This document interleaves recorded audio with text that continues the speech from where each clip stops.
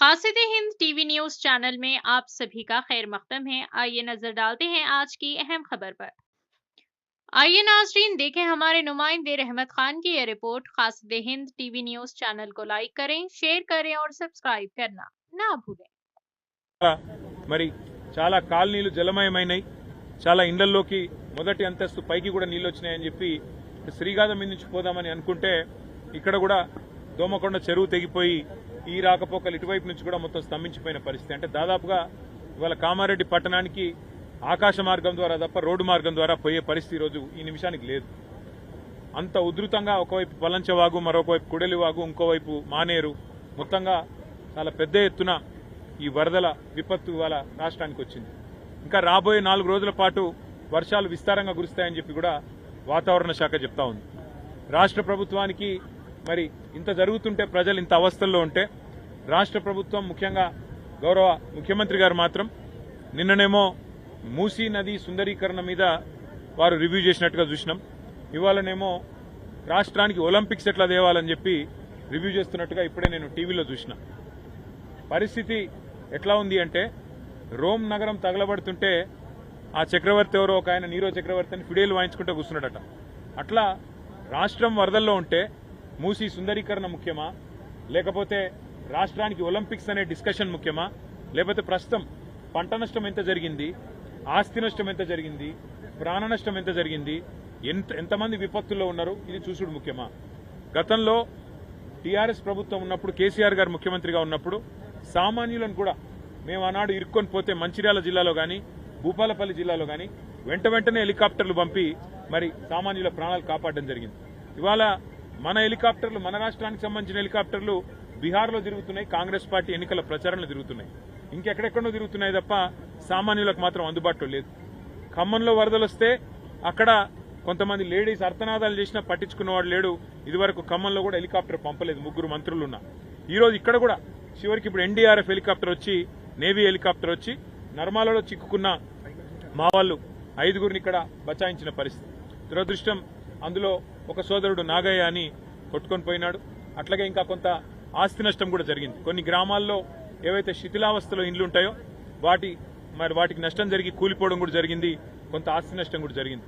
కొంత ప్రాణ నష్టం, కొంత పంట నష్టం, కొంత ఆస్తి నష్టం ఇవన్నీ జరిగినాయి. కాబట్టి రాష్ట్ర ప్రభుత్వం వెంటనే మేల్కొని, మరి ఇదివరకు మేల్కొని ఉండి కొద్దిగా అప్రమత్తంగా ఉంటే ఇంత అవస్థ కాకపోతుండే.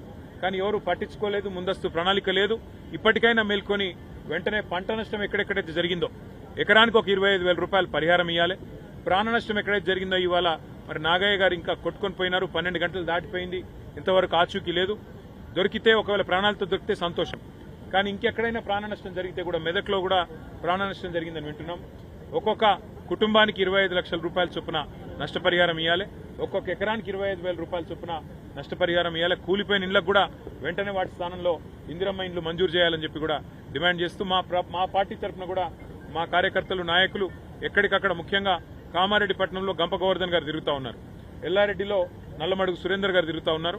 ఎక్కడన్నా ప్రజలు ఇబ్బందుల్లో ఉంటే కార్యకర్తలు, నాయకులు వారికి సరిపడా మంచినీళ్లు, ఆహారం ఇవన్నీ కూడా అందించి అవసరమైతే కొన్ని వైద్య శిబిరాలు కూడా పార్టీ నుంచి ఏర్పాటు చేస్తాము. మేము మా ప్రయత్నంగా, మేము ప్రతిపక్షంలో ఉన్నా కూడా ప్రజలను ఆదుకునే ప్రయత్నం సంపూర్ణంగా చేస్తాం.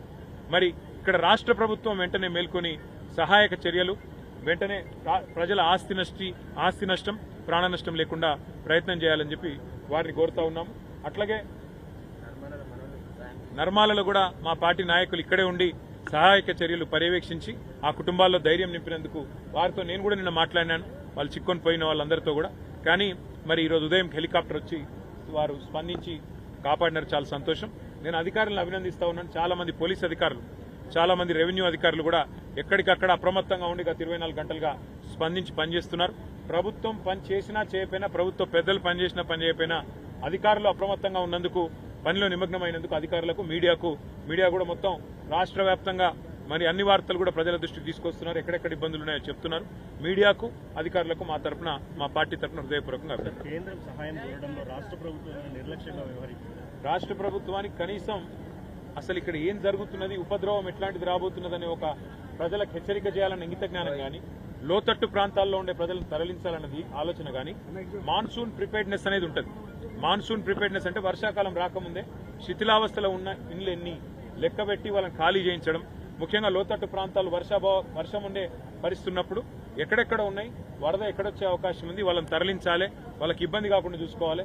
అవసరమైతే కొన్ని చోట్ల రహదారులు మూసేస్తాం. ఎందుకంటే ఇప్పుడు నిన్న మా వాళ్ళు ఇక్కడ 5 చిక్కుపోయినారు. ఎందుకు చిక్కుని పోయినారు? కేవలం వాళ్ళకి ఎవరు చెప్పకపోవడం వల్ల వరద వస్తుందని, మానేర్లకు నీళ్ళు వస్తున్నాయని, 1,00,000 క్యూసెక్ల నీళ్ళు వస్తున్నాయి ఇవాళ అప్పర్ మానేర్లకు. మరి 1,00,000 క్యూసెక్ల నీళ్ళు అంటే వచ్చినప్పుడు సహజంగానే ఇక్కడ రాకపోకలన్నీ ఆగిపోతే అని అందరికీ తెలుసు. అట్లాంటిది ముందే జిల్లా కలెక్టర్ గారు కానీ జిల్లా యంత్రాంగం కానీ మేల్కొని రాకపోకలు ఎక్కడెక్కడైతే బ్యారికేడ్లు పెట్టి ఆపేయాలి, ఆపేసి ఎక్కడ కూడా నష్టం జరగకుండా చూడాలి. వాళ్ళ అదృష్టం వాళ్ళ 5 బతికిండ్రు. వాళ్ళకి నిజంగానే ఇంకా వరద పెరిగి కొట్టుకుపోయే పరిస్థితి వస్తే దానికి బాధ్యత ఎవరు? ఇట్లాంటివన్నీ కూడా ప్రభుత్వం ముందు మేల్కొని ముందస్తు ప్రణాళికలు రూపొందించుకుంటే జరుగుతుంది.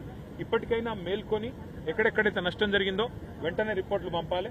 మరి కేంద్ర ప్రభుత్వం కూడా స్పందించి సహాయం అందించాలి తెలంగాణ రైతాంగానికి, తెలంగాణ ప్రజానీకానికి మేము కోరుతున్నాం.